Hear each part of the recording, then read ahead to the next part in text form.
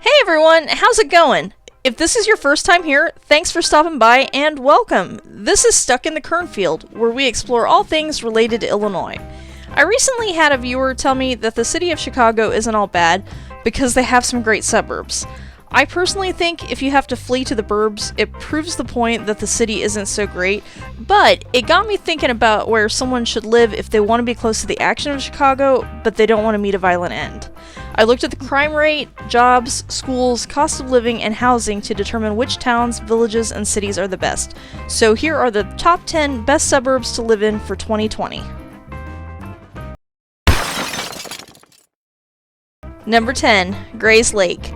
With a population of 21,000, this is a decent-sized town that doesn't have much crime.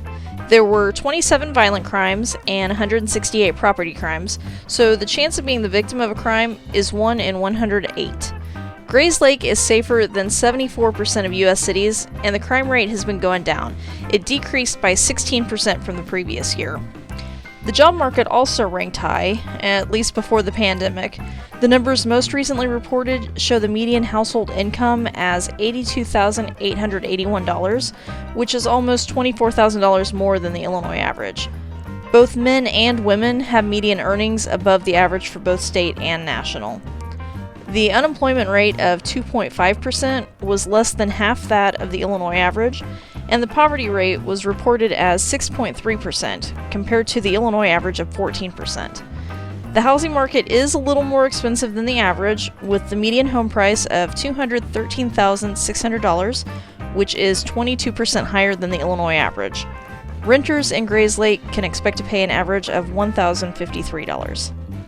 The schools in Grays Lake are a mixed bag. The average scores are lower than the national average, but higher than the Illinois average. Their student-to-teacher ratio is 20-1, which is higher than average, so that could be improved, but their graduation rate is 90.8%, which is good. The cost of living in Grays Lake is 9% above the national average, but it's cheaper than living in the city. Number 9, St. Charles. Rumor has it that Jenny McCarthy and Donnie Wahlberg live in St. Charles. I do know that they recently opened a Wahlburgers restaurant there, so if you want to be close to celebrities, there you go. Maybe I should move there. I was a huge New Kids on the Block fan back in the day. I'll have to think about that. Anyway, St. Charles has a population of around 33,000. They have a low crime rate, only 45 violent crimes were reported, so it is safer than 74% of US cities. The schools there are decent. They have test scores above the state and national averages, and the student-to-teacher ratio is 17-1. The graduation rate is 91.6%, so that's above average. The job market is also decent. You probably won't get rich in St. Charles, but it's possible to have a middle-class lifestyle. The median household income is $89,971, compared to the Illinois average of $59,196. Male and female earnings are both above average, and the poverty and unemployment rates are considerably lower than the state and national averages. The cost of living is 13% higher than the national average, due in part to housing costs. The median sales price of $281,700 is almost $107,000 above the Illinois average, so it's a little bit more expensive than the rest of the state, but it beats the real estate market in Chicago. Number 8, Clarendon Hills. This one is a little pricier than some of the other suburbs on this list. The cost of living is 40% above the national average, with housing being 120% higher than the Illinois average. The median sales price is $485,900, but inexplicably, the median rent is only $974. 80% of the homes in Clarendon Hills are occupied by the owners, so it's a more affluent town. There are around 8,800 residents in the town. The median household income is twice that of the national average. There is a gender gap issue, though. The median male earnings of $102,217 are twice that of the female earnings, although women are earning almost twice that of the national average.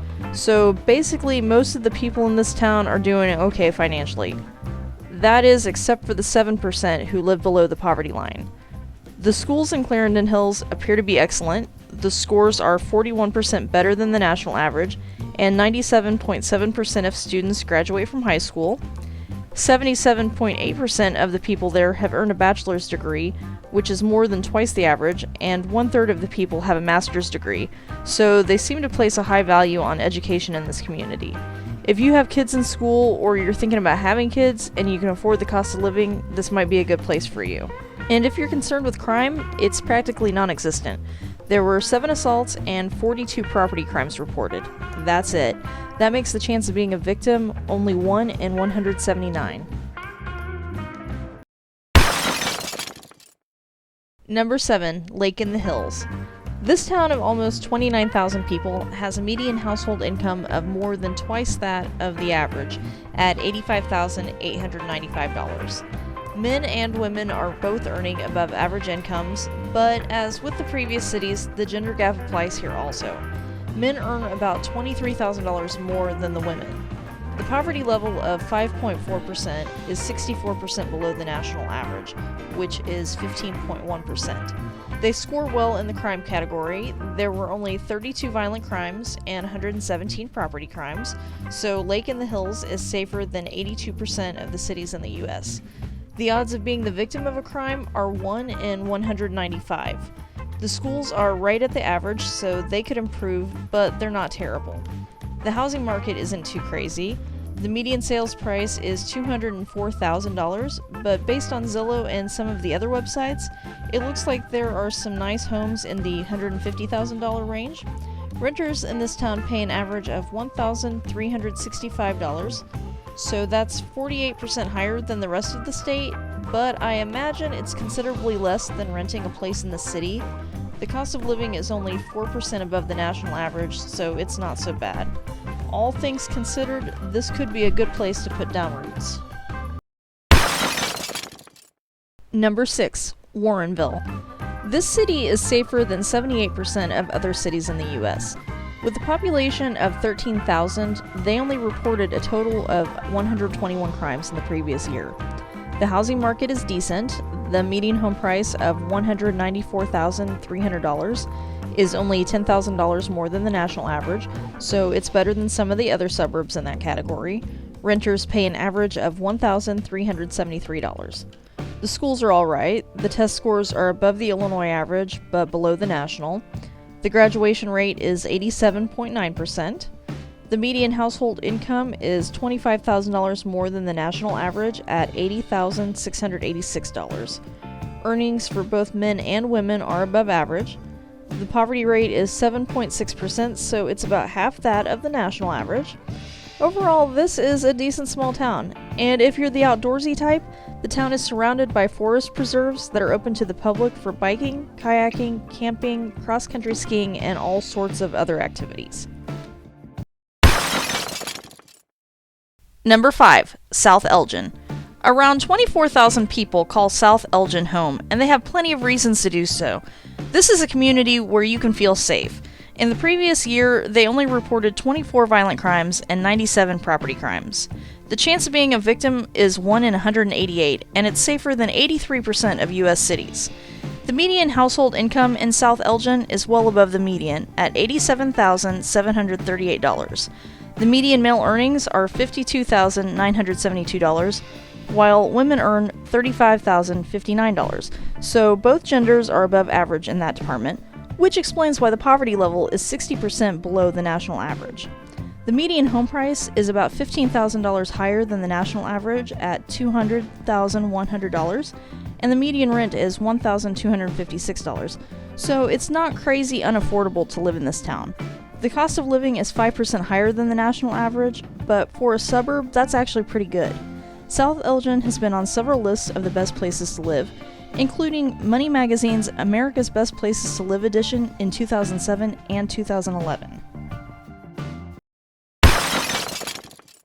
Number 4, East Dundee. This village of 3,000 seems to draw older people. The median age of its residents is 50. With a population this small, I imagine it feels a bit like Mayberry. There were only 34 total crimes committed in the previous year, and oddly enough, 3 of them were vehicle thefts. The chance of being the victim of a violent crime is only 1 in 1,622, so the violent crime rate is 84% below the national average. The poverty rate is a little bit higher in this town than in some of the others on the list, but at 11.9%, it's still below the state and national averages. The median household income is $61,523, so that's better than average. Women earn around $6,000 more than the national average, and men earn around $9,000 more. The cost of living is 6% more than the national average, although the median house price is below average at $173,900, so homes are affordable. If you want to be near the city, but you don't want to spend an arm and a leg, this could be an option. Number 3. Schaumburg. With 61 violent crimes and 1,516 property crimes, Schaumburg, with a population of 73,000, is safer than 57% of U.S. cities. The violent crime rate is 78% below the national average. The median household income is $20,000 more than the national average, and men and women both earn more than the state and national averages. The poverty level is 6.1%, which is 60% lower than the national rate, and the unemployment rate was reported as 3.8%. The cost of living is 14% higher than the national average due to housing and transportation costs. The median home price is $230,800, so that's 32% higher than the state average. Schaumburg does have excellent schools, though, to balance out the cost of living. Their test scores are 27% higher than the national average, and the graduation rate is 92.4%. If having good schools in your town is a priority, check out Schaumburg. Number 2. Algonquin. This town of just a little under 31,000 is one of the best places in Illinois if you're looking for a safe place to live. Their crime rate is 64% below the national average. They reported only 27 violent crimes and 265 property crimes. The chance of being the victim of a violent crime is only 1 in 1,154. Algonquin scores well in the jobs category as well. The median household income is $100,027, which is 81% higher than the national average. The poverty rate is only 3.3%, compared to the national average of 15.1%. They could do better with the wage gap, though. Men on average earn $28,000 more than women. 89% of the homes in Algonquin are occupied by the owner, with only 11% of the residents renting. Homes are a little bit pricier compared to the state and national average. The median sales price is $240,600, compared to the $174,800 for the state of Illinois. They get marked down a little for cost of living, but it's only 8% higher than the national average. Number 1. Indian Head Park. Indian Head Park is a newer suburb with the incorporation date of August 4th, 1959. They have an estimated population of 3,800 people. This is a very safe town. The most recent crime data on file from the FBI is for the year 2018. At that time, they reported 1 violent crime, which was an assault, and 27 property crimes. The chance of being a victim of a crime is 1 in 136. Indian Head Park is safer than 84% of the cities in Illinois. The median household income is $23,000 higher than the Illinois average and almost $27,000 higher than the national average at $82,219. Men have a median earning of $61,900, while women earn an average of $49,329. The poverty level is only 2.8%, and the unemployment rate is 0.7%, with both being significantly lower than the state and national averages. Buying a home in Indian Head Park is more expensive than average, but renting is cheaper. The average home price is $237,300, compared to the national average of $184,700. The average rent charged is $872, compared to the national average of $949. Where this village loses points is in the cost of living category. They are ranked at 10% above the national average. In addition to the housing market being above average, the residents also pay 35% more for transportation. But overall, it's a nice place to be. If you live in any of these towns, leave a comment below to say hi, or if you think I should have included other suburbs on the list, let me know. I have several videos about the Chicago area coming out soon, so I might take your input into consideration.